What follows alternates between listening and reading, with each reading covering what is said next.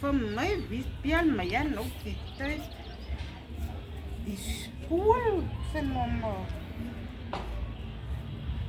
So en hallo. Nee, goed, dankie vir ons jou.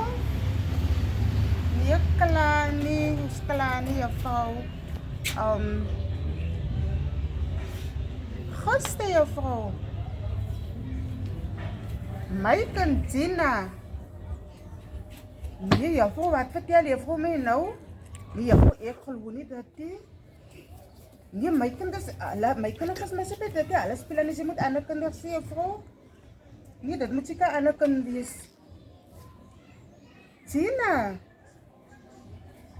Tina Carolus.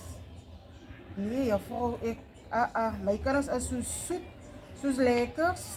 Hulle is net in die huis en hulle meng nie met ander kinders sê. Maar juffrou, by the way, ek is nie by die huis, ek kan pas by die huis.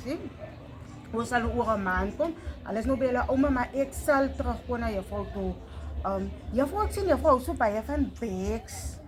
Ek gaan so vir juffrou bags aanbring in die Kaap. Ek het iets gedink, ek wil die bag vir juffrou gee, want dit pas so lekker by juffrou se outfit. Die bonrok, dit pas daarby. Ja, juffrou. Maar ek gaan nou bel vir ouma en sê sy moet nou môre skool toe gaan. En ja, maar as ons nou kom oor 'n maand, sal ek dit nou, sal ek by juffrou draai met. Dan bang ek sommer die handsak ook saam.